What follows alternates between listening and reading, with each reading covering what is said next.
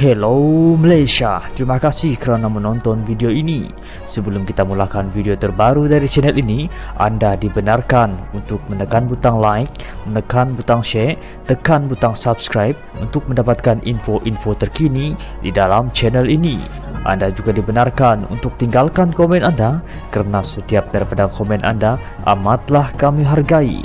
Terima kasih, selamat menonton.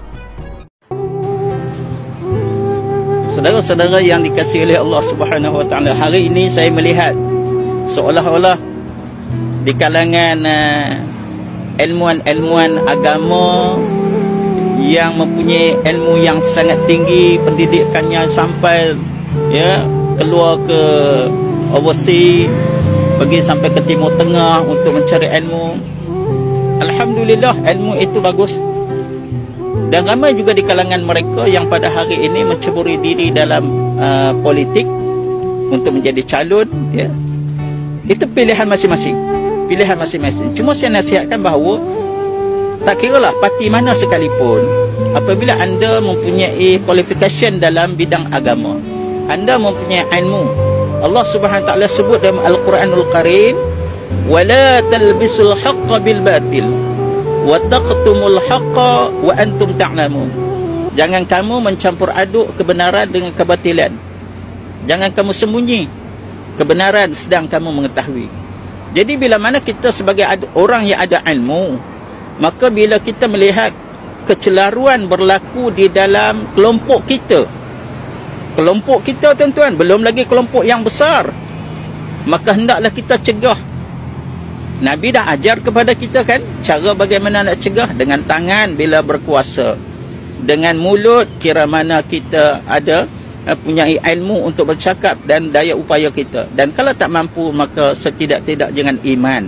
Dengan iman inilah yang kita kena faham, seperti mana yang selalu disebut oleh sebahagian daripada golongan-golongan yang rasa diri mereka Islam sangat. Mereka selalu mengatakan apa?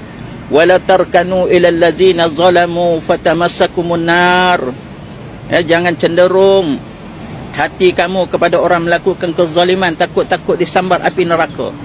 Betul, ya betul.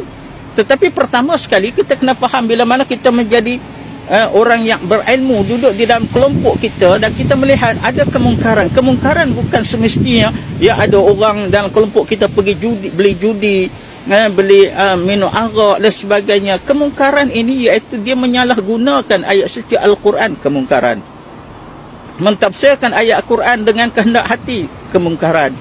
Tak perlulah saya cerita panjang, saya kira tuan-tuan pun faham. Cuma saya nak sebutkan bahawa kita perlu mencegah. Maka saya melihat sebahagian daripada kepartian, terutama parti Islam, mereka ada di sana adanya ketua Dewan Ulama, mereka ada di sana ahli majlis syura, mereka ada di sana mursyidul am. Tapi apa guna semua ini kalau kita tidak berani membenteras, bukan orang lain, membenteras di kalangan kelompok kita sendiri, termasuk kepimpinan kita yang menyalahi dari segi mentafsirkan, dari segi memfatwakan sesuatu yang bertentangan dengan agama dan apa yang ada dalam masyarakat. Tuan-tuan, kita harus sedia maklum bahawa perkara-perkara ini jangan kita biarkan orang terdorong kepada kesalahan disebabkan kerana diamnya kita. Jangan kita biarkan orang terus-menerus melakukan kemungkaran disebabkan redanya kita. Maka sebab itu dalam konteks ini kita harus faham apa yang mesti kita lakukan. Sebab itulah tuan-tuan, kita baru sahaja melepasi satu hari kebesaran Islam, iaitu Ma'al Hijrah. Dalam peristiwa hijrah Nabi SAW, antara kejayaan baginda, antara yang begitu banyak kejayaan-kejayaan yang ada itu, antaranya Nabi berjaya menyediakan sesuatu yang sangat besar yang dikenali sebagai Piagam Madinah. Piagam Madinah ni dia umpama satu perlembagaan yang akan dituruti, yang akan dipatuhi oleh seluruh warga yang berada di bumi Madinah. Yang berada di bumi Madinah siapa tuan-tuan? Yang ada di sana iaitu golongan Ansar, golongan Muhajirin yang telah disatukan. Adanya di sana juga golongan-golongan yang bukan Islam seperti mana golongan Yahudi, Bani An-Nadir, ya, Bani Quraizah dan sebagainya. Tetapi dengan tertegaknya ya piagam Madinah ini, maka masyarakat boleh mematuhi sebagai rakyat yang duduk di Madinah, maka mereka mematuhi piagam Madinah. Akhirnya terbentuklah situasi harmoni di bumi Madinah sampai kepada hari ini kita boleh lihat. Maka inilah yang kita nak bawa dalam negara kita. Kita nak bawa dalam masyarakat kita. Dengan adanya perlembagaan, biarpun dia bukanlah dinamakan perlembagaan Al-Quran, tetapi perlembagaan yang boleh diikuti, dipatuhi oleh seluruh masyarakat dalam semua agama, tanpa kita memperdulikan, tanpa kita mengejek-ngejek, tanpa kita menghina agama yang tidak sama dengan kita. Kerana masing-masing mempunyai hak dalam negara. Tetapi bagi negara kita, alhamdulillah, dalam perlembagaannya telah meletakkan satu benda yang sangat tinggi, iaitu meletakkan Islam sebagai agama rasmi. Ada orang kata kita kena berada dalam parti Islam PAS sebab PAS memperjuangkan Islam. Tuan-tuan, sekadar PAS meletakkan dasar memperjuangkan Islam, tetapi amalan mereka tidak mencerminkan Islam, apa gunanya? Sebab itu saya katakan jangan merasakan orang PAS sahaja yang masuk syurga.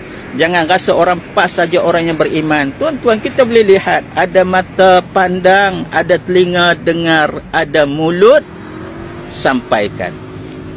Mata kita boleh memandang bagaimana ramainya penyokong-penyokong PAS, petugas-petugas PAS yang tersadai, yang tersungkur di bilik gerakan, kepenatan menggantung poster, kepenatan memacak bendera. Akhirnya ramai juga yang meninggalkan solat isyak, yang meninggalkan solat subuh. Jangan anda kata tidak ada yang tidak meninggalkan perkara-perkara ini.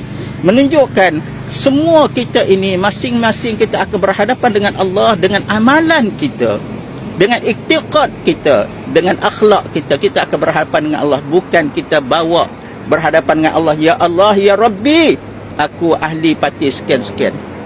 Kerana ada pimpinan parti Islam Malaysia PAS menyatakan bahawa bila besok Allah tanya, aku setidak-tidaknya dah jadi ahli PAS, aku menjadi penyokong PAS, penyokong Islam, maka aku terlepas. Ya, tuan-tuan, ini satu orang katakan fitnah yang besar sebelum datangnya fitnah yang sangat besar. Inilah pendajalan yang sangat dajjal berbanding sebelum datangnya dajjal yang sebenar, iaitu dajjal yang bermata satu. Tolong fikir-fikirkan, jangan kita menjadi penyampai dan pengembang kepada risalah-risalah yang salah, bertopengkan agama pada mata dunia. Wallahu a'lam.